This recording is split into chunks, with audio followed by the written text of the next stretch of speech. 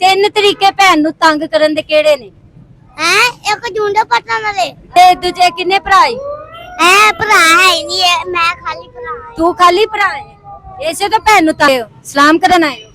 ਕਿੱਥੋਂ ਆਏ ਹੋ? ਕੋਕਟਨ ਕਿੱਥੋਂ? मीन पार्क कोकट ਮੀਨ ਪਾਰਕੋਂ। ਨਾਲ ਕੋਈ ਵੀ ਨਹੀਂ ਹੈ? ਇਹਦਾ ਪਾਪਾ ਫੌਤ ਹੋ ਗਿਆ। ਉਹਨਾਂ ਨੇ ਗੱਲ ਕਰਨੀ, ਤੁਸੀਂ ਦੱਸ ਦਵੋ ਤੁਸੀਂ ਕੀ ਕਹਿਣਾ ਚਾਹੁੰਦੇ ਹੋ हुकूमत ਨੂੰ? पनाहगाहें जो है ना बनाई हुई हैं, लेकिन लाहौरियों को ना जिनके पास शनाख्ती कार्ड है, शनाख्ती कार्ड के अलावा तो आने ही नहीं देते हैं। ਕੀ ਕਰਦੇ ਪਿਓ? ਬੋਲਦੇ ਨਹੀਂ ਹੋ? ਬੋਲਦੇ ਹੋ?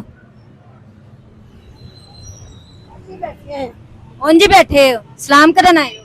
ਕਿੱਥੋਂ ਆਏ ਹੋ? कोकटन ਕਿੱਥੋਂ? मीन पार्क कोकट ਮੀਨ ਪਾਰਕੋਂ। ਨਾਲ ਕੋਈ ਵੀ ਨਹੀਂ ਹੈ? ਇਹਦਾ ਪਾਪਾ ਫੌਤ ਹੋ ਗਿਆ। ਓਏ ਹੋਏ, ਕਿਦੋਂ ਕਦਾ? 5-6 ਮਹੀਨੇ ਹੋ ਗਏ।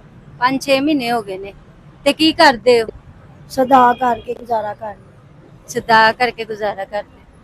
ਤੂੰ ਕੀ ਖਾਣੀ ਪੀਏ? ਸਪਾਰੀ ਖਾਣੀ ਪੀਏ? ਮਾਂ ਤੇਰੀ ਪਾਨ ਖਾਂਦੀ ਪਈ ਤੇ ਤੂੰ ਸਪਾਰੀ ਖਾਣੀ ਪਈ? ਨਾ ਖਾਂਦੇ ਨਾ ਉਹਨੂੰ ਸਪਾਰੀ ਚੰਗੀ ਨਹੀਂ ਹੁੰਦੀ ਕਦੀ ਖਾ ਲੈਂਦੀ ਹੈ। ਵੈਸੇ ਹੀ ਖਾ ਰਹੀ ਹੈ, ਰੋਜ਼ ਨਹੀਂ ਖਾਣੀ। ਰੋਜ਼ ਨਹੀਂ ਖਾਂਦੀ, ਕਦੀ ਕਦੀ ਖਾ ਲੈਂਦੀ ਹੈ। ਤੇ ਕਿੰਜ ਗੁਜ਼ਾਰਾ ਹੁੰਦਾ ਹੈ? ਬਸ ਇਸ ਤਰ੍ਹਾਂ ਹੀ ਸਾਡਾ ਇਸ ਤਰ੍ਹਾਂ ਹੀ ਗੁਜ਼ਾਰਾ ਹੁੰਦਾ ਹੈ। ਘਰ ਬੱਚੇ ਕਿੰਨੇ ਨੇ? ਇਹੀ ਬੇਟੀ ਹੈ ਬਸ। ਇੱਕੋ ਹੀ ਬੇਟੀ? ਬੇਟਾ ਕੋਈ ਵੀ ਨਹੀਂ? ਤੇ ਬੰਦਾ ਕਿਵੇਂ ਮਰਿਆ? ਦਿਲ ਦਾ ਅਟੈਕ ਹੋਇਆ। ਦਿਲ ਦਾ ਅਟੈਕ ਹੋਇਆ ਸੀ? ਕਿਸੇ ਹਸਪਤਾਲ ਨਹੀਂ ਸੀ ਲੈ ਕੇ ਗਏ?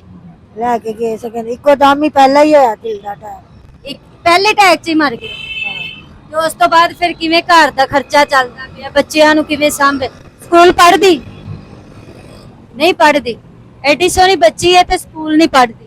ਕੀ ਕਰਾਂ, ਫਿਰ ਹੈਗਾ ਹੀ ਨਹੀਂ ਕੋਈ ਤੇ ਫਿਰ ਕੀ ਕਰਾਂ ਮੈਂ। ਇਹਨੂੰ ਹੀ ਸਾਂਭ, ਇਹਨੂੰ ਹੀ ਪੜ੍ਹਾ ਲਿਖਾ, ਇਹਨੇ ਤੇਰੇ ਕੰਮ ਆਣਾ ਬਾਦੂ। ਹਾਂਜੀ ਆਪਣੀ ਹੁਣ ਜ਼ਿੰਦਗੀ ਤੇ ਤੁਸੀਂ ਗੁਜ਼ਾਰ ਲਈ ਹੈ, ਹੁਣ ਤੁਸੀਂ ਇਹਨਾਂ ਦੀ ਜ਼ਰਾ ਜ਼ਿੰਦਗੀ ਬਣਾਓ। ਇਹਨੂੰ ਇੱਥੇ ਲੈ ਕੇ ਬੈਠੀ ਹੈ, ਕੀ ਫਾਇਦਾ? ਘਰ ਨਹੀਂ ਹੈਗਾ ਕੋਈ? ਘਰ ਹੈਗਾ, ਕਿਰਾਏ ਤੇ ਲਿੱਤਾ ਹੈ। ਕਿਰਾਏ ਤੇ ਲਿੱਤਾ ਹੈ? ਤੇ ਕੀ ਕਹਿਣਾ ਚਾਹਨੀ ਹੈ, ਮਤਲਬ ਤੇਰੇ ਵਾਸਤੇ ਕੀ ਅੱਲਾਹ ਤਾਲਾ ਨੇ ਕੁਛ ਨਾ ਕੁਛ ਤੇ ਤੇਰੇ ਵਾਸਤੇ ਸੋਚਿਆ ਹੀ ਹੋਣਾ ਹੈ। ਸਰਕਾਰ ਦੇ ਕਦਮਾਂ 'ਚ ਆ ਕੇ ਬੈਠੀ, ਹਾਂਜੀ ਕੀ ਸੋਚ ਕੇ ਬੈਠੀ? ਕੀ ਸੋਚਣੀ ਕੀ? ਇਹੀ ਸੋਚਣ ਕਿ ਅੱਲਾਹ ਤਾਲਾ ਜ਼ਿੰਦਗੀ ਸਹੀ ਕਰ ਦੇਵੇ ਬਸ। ਕਿ ਅੱਲਾਹ ਤਾਲਾ ਦੋਨਾਂ ਮਾਵਾਂ ਧੀਆਂ ਦੀ ਅੱਲਾਹ ਤਾਲਾ ਸੋਹਣੀ ਜ਼ਿੰਦਗੀ ਕਰ ਦੇਵੇ ਬਸ। ਅੱਲਾਹ ਪਾਕ ਦੇ ਅੱਗੇ ਦੁਆ ਕਰਦੇ ਪਏ ਨੇ, ਅਸੀਂ ਵੀ ਇਹਨਾਂ ਵਾਸਤੇ ਦੁਆ ਕਰਨੇ ਆ ਕਿ ਅੱਲਾਹ ਪਾਕ ਇਹਨਾਂ ਦੀਆਂ ਮੁਸ਼ਕਿਲਾਂ ਪਰੇਸ਼ਾਨੀਆਂ ਆਸਾਨ ਕਰੋ। ਬੱਚੀ ਵੇਖੋ ਕਿੱਡੀ ਸੋਹਣੀ ਹੈ ਜਿਹੜੀ ਫੁੱਟਪਾਥ ਤੇ ਬੈਠੀ, ਇਹਨਾਂ ਦਾ ਇਹ ਮੁਸਤਕਬਲ ਹੈ, ਸਾਡੀ ਆਵਾਮ ਦੀ ਇਹ ਜ਼ਿੰਦਗੀ ਹੈ। ਪਾਕਿਸਤਾਨ ਦੇ ਵਿੱਚ ਬੱਚਿਆਂ ਦਾ ਇਹ ਮੁਸਤਕਬਲ ਹੈ, ਤੁਸੀਂ ਖੁਦ ਵੇਖ ਸਕਦੇ ਹੋ।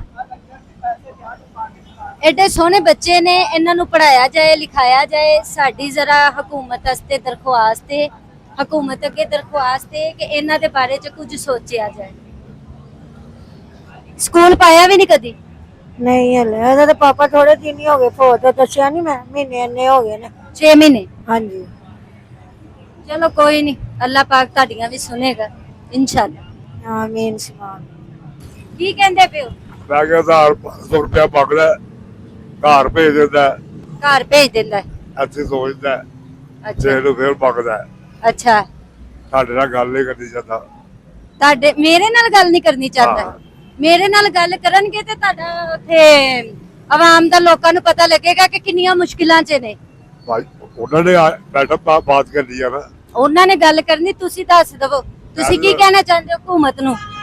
ਉਮਰ ਨੂੰ ਇਹੀ ਕਹਿਣਾ ਚਾਹੁੰਦੇ ਆ, ਇਹ ਖਤਮ ਕੀਤਾ ਜਾਏ, ਇਹ ਪਕੜਾ ਕਰਾ ਖਤਮ ਕੀਤਾ ਜਾਏ।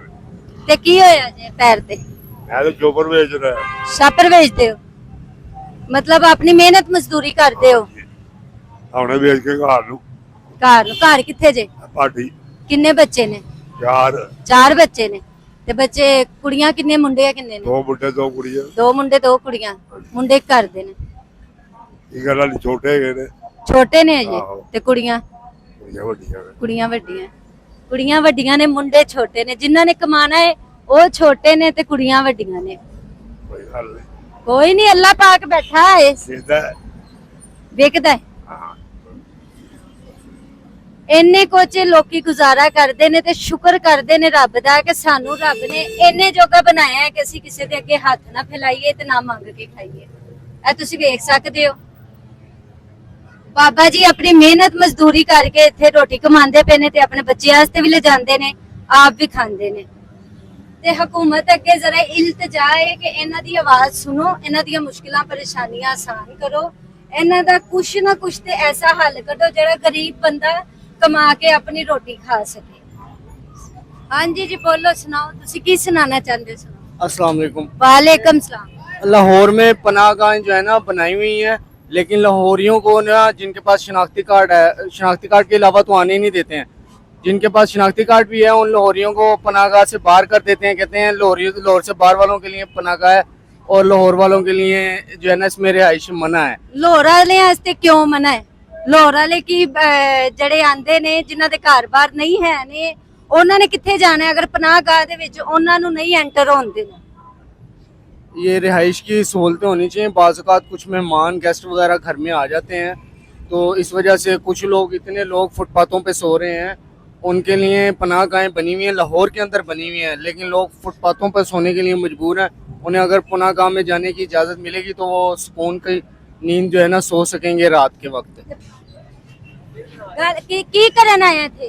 हैं ਕੀ ਕਰਨ ਆਇਆ ਹੈ? मैं दादा दोबारा से ਦਾਦਾ ਦਰਬਾਰ ਤੇ ਸਲਾਮ ਕਰਨ ਆਇਆ ਹੈ? जी ਕਿੰਨੇ ਨਾਲ ਆਇਆ ਹੈ? पापा नाल ਪਾਪਾ ਨਾਲ। ਪਾਪਾ ਕਿੱਥੇ ਆ? पापा ਉੱਥੇ ਖੜੇ ਨੇ ਪਾਪਾ ਉੱਥੇ ਖੜੇ ਨੇ, ਕੋਲ ਕਿਉਂ ਨਹੀਂ ਆਏ?